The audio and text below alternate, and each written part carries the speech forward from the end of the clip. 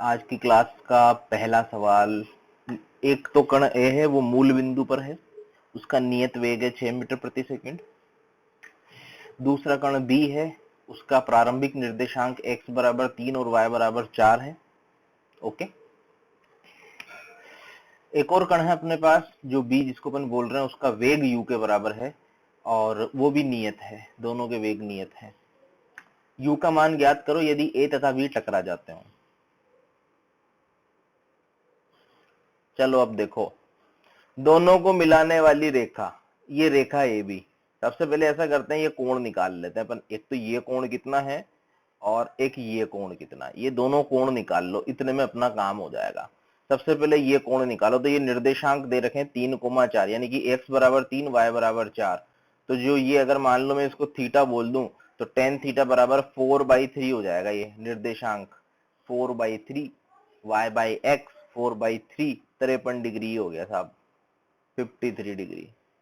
अगर ये 53 डिग्री है, ये 37 डिग्री, इस रेखा को थोड़ा सा आगे बढ़ा के देखो जरा। ठीक है, इस रेखा को आगे बढ़ाओ, ये एक अक्ष के समांतर है, तो ये भी 53 डिग्री होगा।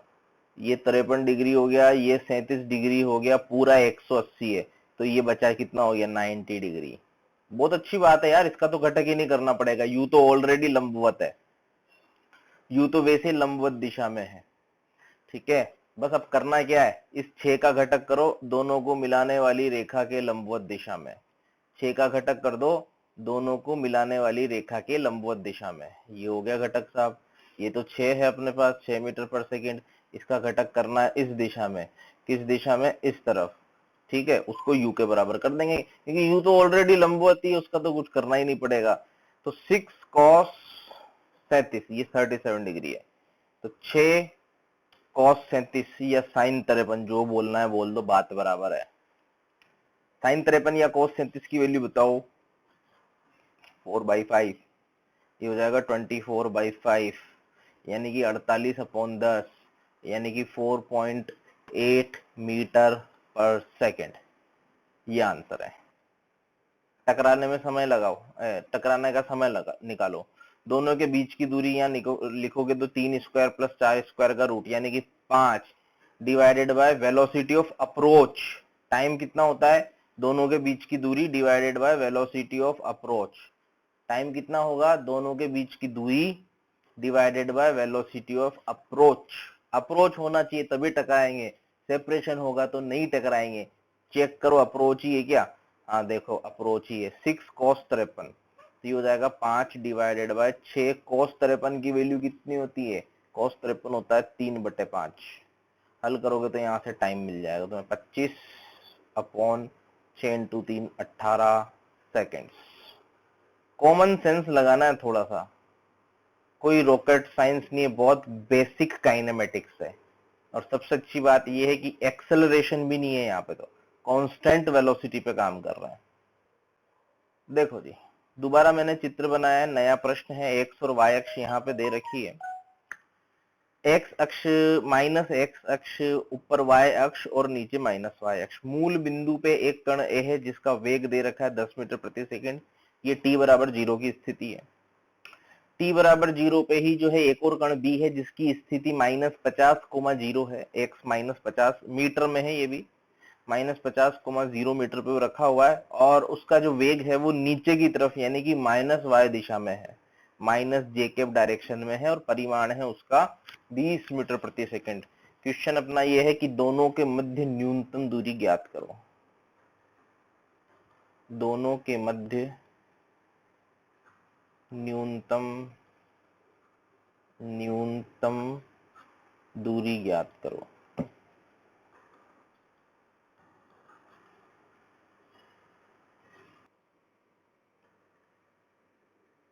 डिफरेंशिएशन वाले मेथड से लंबा पड़ता है, ज्योमेट्री वाले मेथड से छोटा पड़ता है।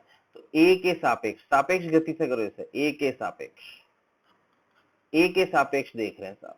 तो ए को रोक दिया और ए का वेग बी में जोड़ दिया और अपोजिट करके जोड़ा, क्योंकि वी ए बी बराबर V A minus V B है ना, तो plus of minus V B बन जाता है इस तरह से। तो बी का वेग इधर तो 10 मीटर पर सेकंड है, 20 तो नीचे था ही सही, तो बी का कुल वेग किस तरफ हो जाएगा देखो, बी का कुल वेग हो जाएगा इस तरफ, ठीक है। ये बी की गति की रेखा बनेगी और इसका जो कुल वेग होगा वो √20² प्लस 10²। बी का कुल वेग कितना हो जाएगा, velocity of B with respect to A कितना होया, √100 प्लस 400, ठीक है, यानी कि 10√5 मीटर पर सेकंड। ये तो कुल वेग आ गया उसका, पर ये नहीं चाहिए अपने को, चाहिए न्यूनतम दूरी। न्यूनतम दूरी निकालते हैं साहब। तो किसी बिंदु से किसी रेखा की न्यूनतम दूरी क्या होती है, उस पर डाला गया लंब, ये लंब डाल दिया, ठीक है। इस लंब की लंबाई याद कर लेते हैं। माना कि ये कोण है, ऐसे बना लो, यहाँ अलग बना लेता हूँ इस चित्र को ताकि वहां कचरा नहीं होगा, ठीक। ये इस तरह से और ये इस तरह से, ये 90 डिग्री है, ये लंब डाला हुआ है, ठीक। ये थीटा अपन निकाल सकते हैं, मान लो कि ये थीटा है, इसको मैंने थीटा बोल दिया, तो tan थीटा बराबर 2/1, tan थीटा हो जाएगा 2/1। अब ये दूरी यहां से यहां तक की 50 है, tan थीटा मिल चुका है। मुझे कौन सी दूरी निकालनी है, ये वाली दूरी, सामने वाली, मान लो कि L है, तो मैं बोल सकता हूं कि L/50 बराबर साइन थीटा। यहां से L मिल जाएगा 50 साइन थीटा, 50 साइन थीटा। अब साइन थीटा निकाल लो यहां से tan थीटा से, ये थीटा 2/1√5, साइन थीटा हो जाएगा 2/√5, L हो जाएगा मेरे पास 50 इंटू 2/√5। बोले तो चाहो तो इसको √5 को ऊपर नीचे मल्टीप्लाई करके सोल्व कर लो, है ना। तो √5 को जब मैं ऊपर नीचे मल्टीप्लाई करूंगा तो नीचे बन जाएगा ये 10 इंटू 2 20√5 मीटर। ये आंसर आ रहा। देखो कहीं भूल चूक मिस्टेक हुई हो तो, बाकी कंसेप्ट यही है।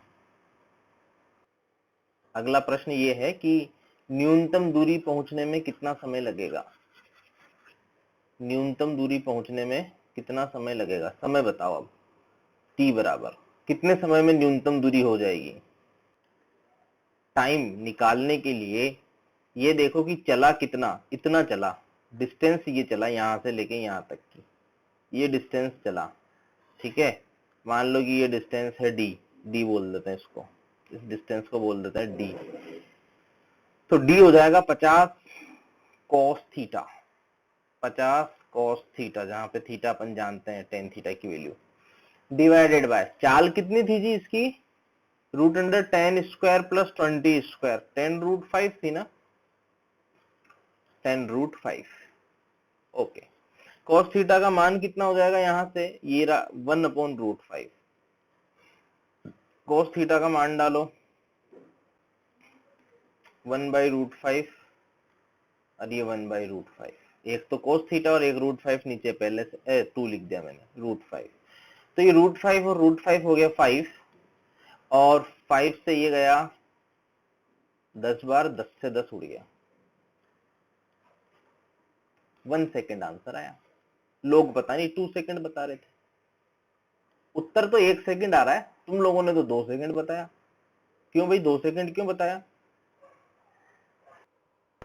कुछ लोग ये L/वेलोसिटी कर रहे हैं, L/वेलोसिटी। क्यों भाई, L तो न्यूनतम दूरी है, चली गई दूरी थोड़ी है, चली गई दूरी तो D है, इसलिए D/ चाल करेंगे अपन, कुल चाल उसकी।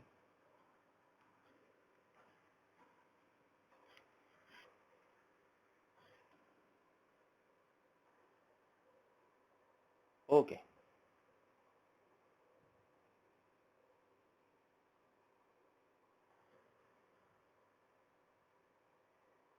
कुछ पूछना है। अगला सवाल, दो लंबवत पथ दर्शाए गए हैं, एक को x बोल दो, एक को y बोल दो। दो कण है अपने पास a और b, a तो x अक्ष पे है, उसकी चाल नियत है 72 किलोमीटर पर आवर, और दूसरा है अपने पास b की चाल है 54 किलोमीटर पर आवर। मूल बिंदु से दोनों की दूरियां दे रखी है, दोनों के मध्य न्यूनतम दूरी ज्ञात करनी है।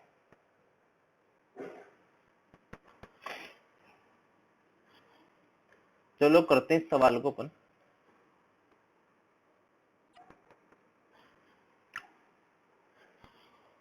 मान लो कि बी को रोक दिया, ए को भी रोक सकते हो, बी को भी रोक सकते हो। मैंने मान लिया बी को रोक दिया, बी का वेग कट। पहले तो इनको मीटर पर सेकंड में बदल लो। 72 को जब मीटर में बदलोगे तो शायद 20 आएगा, 20 मीटर पर सेकंड, और ये आएगा 15 मीटर पर सेकंड। यहां तक हो गया। अब इस 15 को रोक दिया अपन ने, अपोजिट करके जोड़ेंगे। ये अपोजिट करके मैंने जोड़ दिया 15 मीटर पर सेकंड। गति की रेखा बनाओ, इसको हटाई दो यहां से पूरा, ये पूरा हटा दो, क्योंकि इसको तो रोक दिया अपन ने। 15 सब हटा दो। गति की रेखा बनाओ, ए की गति की रेखा बी के सापेक्ष, कुछ ऐसे वो बनी, ठीक, इस प्रकार से। ये रहा अपना बी, ठीक है, ये अपना बी है, ठीक। यहां से ये गति की रेखा बनी। बाकी सब भूल जाओ, ये कोण निकालो पहले कितना आया। ये कोण आ जाएगा tan थीटा बराबर 15/20, 3/4, 37 डिग्री। मान लो कि ये यहां से यहां की डिस्टेंस, ये यहां की डिस्टेंस, ये डिस्टेंस, ये एक्स है, यहां तक की। लंब नहीं डाला अभी मैंने, मैं ये पॉइंट पता लगा रहा हूं कितना है। x/500 बराबर 3/4, ये बनेगा। x का मान 375 आ जाएगा जब तुम हल करोगे, यानी कि ये 375 मीटर है, 375। जैसे पूरा 400 था ना, तो 375 है, यानी कि यहां से यहां तक 25 मीटर है। यहां से यहां तक जो है वो 25 मीटर है। यहां तक तो पता चल गया। अब अपने को लंब डालना है इस बी से, जिसके सापेक्ष देख रहे हैं उससे लंब डालो, जो ए की गति की रेखा है, इस पे लंब डाल दिया मैंने, ठीक है। इस लंब की लंबाई याद करनी है बस। ये 37 डिग्री है तो ये 53 डिग्री होगा, ये 53 है तो ये भी 53 होगा, ये 37 हो जाएगा। तो आंसर आ जाएगा 25 cos 37, यानी कि 20 metre. 20 metre is the right answer.